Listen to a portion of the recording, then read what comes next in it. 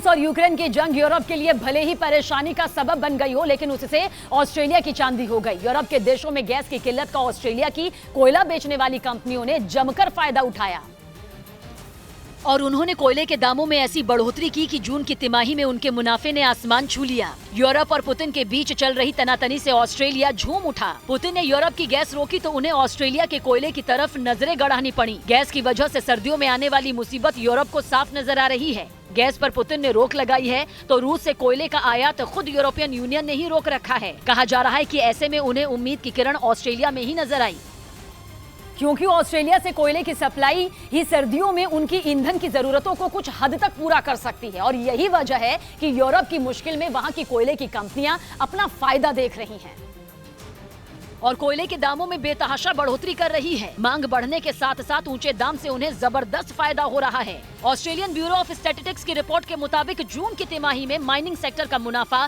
$10 billion से बढ़कर $81 billion हो गया, यानी कुल $71 बिलियन का फायदा हुआ। मतलब ये कि वहाँ की कोल कंपनियों ने 3 महीने में ही भारतीय रुपयों में करीब 5,60,000 करोड़ का फायदा कमाया।